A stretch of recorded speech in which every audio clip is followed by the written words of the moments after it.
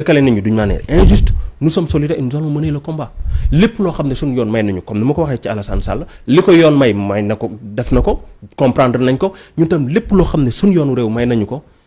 nous allons le prendre. dinañ pour un peu rectifier Khady déposer guñ on est en train de travailler parce que ñun on a un dossier solide pas Moussa c'est-à-dire yaa ngi wax cas yi peut-être même mais ñun suñu cas c'est à la limite immonde et flagrante quoi c'est-à-dire aujourd'hui ñëw fichier lu toll ci 1000 parrains nga yokk fa ay mbir. su may wax nga yokk c'est pas parce que dañuy indexer qui que ce soit. ñun de bonne foi on pense que système bi moo am problème. on pense que c'est des irrégularités yoo xam ne c'est dû au système c'est dû au logiciel. raison de plus pour questionner aujourd'hui bi ñuy defar logiciel bi. c'est-à-dire c'était novembre 2022 on a juste fait un communiqué pour nous dire que le conseil constitutionnel a engagé ses informaticiens pour defar benn logiciel. mais est-ce que ça a été inclusif? Est-ce qu'on a consulté les gens? Est-ce qu'on a donné assez d'informations sur ça pour que nit ñi justement mën na joxe seen point de vue seen retour par rapport ak loolu? Est-ce que waruñu nommer même le directeur maanaam ñi yore informatique bi ñu nommer fa un directeur ñu xam ne par exemple ni nit ñi xamee ne Tanor Thiendella Fall moo nekk DGE kii moo nekk Sénat kii moo nekk ci côté informatique bi nga xam ne mooy contrôler parrainage parce que c'est une étape importante. En plus de ça ñu détaché ko carrément ci conseil constitutionnel. wala même bu ko yore moom une direction bu nga xam ne dañuy xam ne Pape Moussa Sow mii nekk informaticien moom mooy responsable informaticien yeneen yi nga xam ne ñoo fa nekk nit ñi mën di ko xam ne diw la. mais loolu dafa war a am sax ci jamono yi nga xam ne tout est numérisé. boo koy xalaat sax des fois da ngay xool ne ñun Sénégal en tout cas suñu démocratie bi tant chanté tu vois des fois ça pose problème. alors que les pays de la sous-région ils s'en sortent. Bénin par exemple c'est une commission bi càmbar wàllu candidature yi mais c'est beaucoup le conseil constitutionnel. c'est-à-dire aujourd'hui tu as affaire avec la commission et après c'est le conseil constitutionnel mooy àtte wala bu fekkee y a réclamation y a irrégularité conseil constitutionnel mooy ñëw mu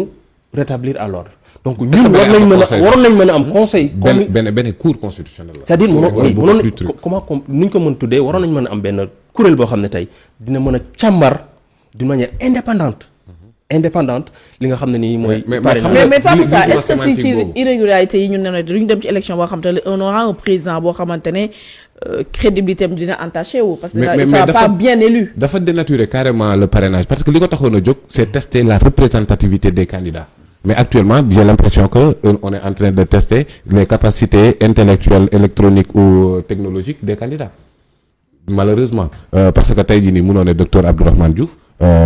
Je n'ai pas d'élément de mesure mais mënoo ne docteur Wardini moo ko ëpp popularité. bàyyi leen ko nag yéen non on peut pas dire ça ci analyse bu superficielle nii rek parce que tamit xam nañ ne ñoom def nañ liggéey bi leen war je pense que ni représentativité bi war pour nga mën a bokk 0,6 ils l'ont mais maintenant effectivement wax nga dëgg de poser la question est-ce que du entacher la crédibilité du prochain président mais c'est actuellement loolu moom moo nekk en jeu te fii ñu toll nii avec tout ce qui se passe au Sénégal ak détenus politiques yu ñu mënut a compter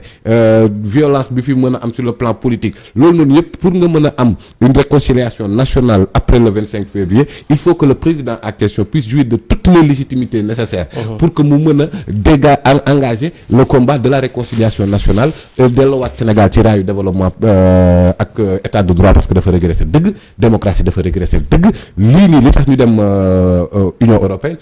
effectivement jébaane bi dafa am solo parce que Union européenne boobu noonu dafa jël xaalisam def ko ci fichier bii nii pour ñu veiller à sa transparence donc que ce fichier là est ça kenn xamul ku ci nekk ku ci nekkul c'est normal que ñu ne yéen ñi nga xamante ne jàppale ngeen ñu woon financièrement loolu rek déjà moo warul normal parce que déjà comme ni pour mun a génne wane on est autonome mais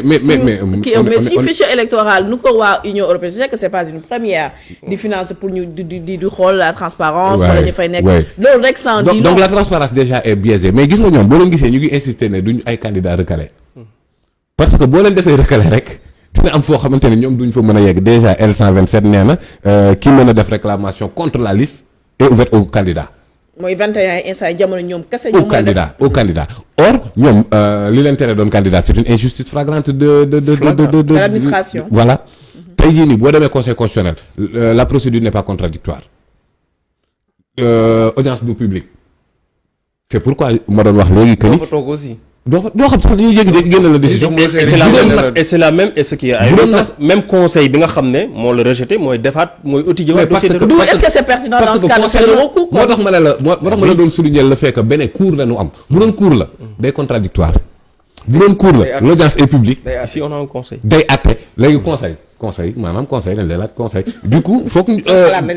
glissement sémantique looloo tax bu njëkk ba ñu doon wax ndax avis lay rendre wala décision lay rendre alors donc ce processus électoral là vraiment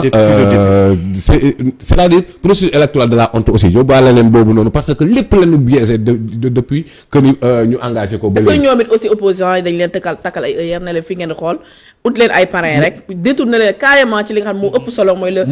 fichier électoral doon interpeller opposition yi ñu fàttali comme bu ñu doon reculer ba mars 2021 li ñu doon teg ay nit ci ay procédure judiciaire lépp lii la woon tamit bañ nga bokk kese la woon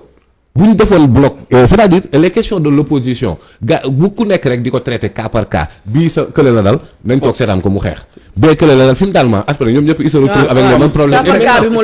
et maintenant bu ñu demee le 25 février di nga gis surtout bu ñu bàyyee nii ak fichier bii nii coow lu ne cour ngay xëy ñu voté ku ñëw amoon na fi ci benn élection de dem naa nekkuma ci fiche bi coow li ne cour ci dëkk bi mooy élection 2019 bi da ngay ñëw ñu ne la sa tur figuré wul ci liste bi dafa nga yàgg voté voilà wala ñu changer le bureau de vote sans t'informer ainsi de suite léegi loolu noonu 25 février ñu nar a nekk ci coow boobu noonu nag alors que Sénégal dafa nekk croisée des chemins 25 février foog soppeeku xam nga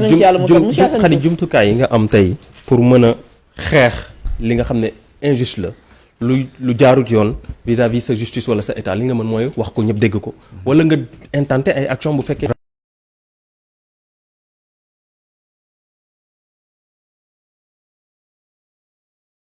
rares candidats qui depuis le début a alerté sur le processus que ça soit parrainage bi que ça soit aujourd'hui les options yi nga xam ne jël nañ ko ci parrainage bi que ça soit comment on va organiser que ça soit même logiciel bi c'est docteur Abdourahmane Diouf c'est-à-dire aujourd'hui bi muy alerté l'opposition, la classe politique sur les potentielles incohérences et irrégularités et injustices yi mën a am ça fait longtemps déclaration tabaski yi mu njëkk def ne tey aujourd'hui ñun par exemple on ne peut pas participer élections locales yi passé comment est-ce que aujourd'hui yemale nga ay candidats nga demander leen ay options parrainage élu alors que tu l'as fait bien après les élections locales yi nga xam ne ñi ngi ko demandé c'est-à-dire ñi ngay demander loolu ñoom waroon nañ mën a bokk ci élections yi c'est-à-dire loolu pour les principes d'équité c'est pas normal beneen mbir bi mooy création logiciel bi mënoo def rek ñëw communiquer voilà ñi ngi créer benn logiciel boo xam ne ci la ñuy étudier parrainage yi xamoo nu logiciel bi tudd xamoo nu mu mel xamoo nu ñu ko defaree loolu c'est un problème affaire u tirage yi c'est encore un problème c'est-à-dire aujourd'hui depuis le début en tout cas docteur Abdourahmane n'a cessé d'alerter des fois même ñu considérer ko comme parce que bi muy commencé parrainage am à Médina ba xam ñi ngi doon wax bi muy wax ne il faut faire attention parce que mënul comprendre koo xam ne yow dem nga ci élection législative am say député ba pare nga ne da ngay dem ci terrain bi pour out député pour contrecarrer les autres ñu foog ne parce que dafa mënul am terrain ce qui était absurde parce que da doon soog a commencer tournée nationale pour outil parrainage c'est-à-dire c'est un gars sur les principes démocratiques c'est un gars à la limite même ñu koy wax ne yow da ngay focus un peu ci sa aspect expert bi que homme politique bi qui a toujours alerté te loolu la ko yoonam may c'est-à-dire aujourd'hui ñun candidat yi fi invité ñëpp même vendredi bi passé Pape Moussa ma fa woon ku mel ni Bougane wax na ko doon na alerter ku ci nekk di nga alerter attirer l'attention des Sénégalais ci élection yi ñu jëm processus bi ni mu war a demee yaa ngi koy wax incohérence ak yooyu noonu mais terewul ñoom ñëpp dañuy dem c'est comme si li wolof naan sooy waaj a lap buñ la taalalee jas da nga ci jàpp ils acceptent tous dem tout en sachant que ni peut-être processus bi normalul après bu ñu leen recalé ñu génn wax xadis la 21 candidats yi dégg goo ci kenn koo xam ne wax na ci élection rek lañu bëgg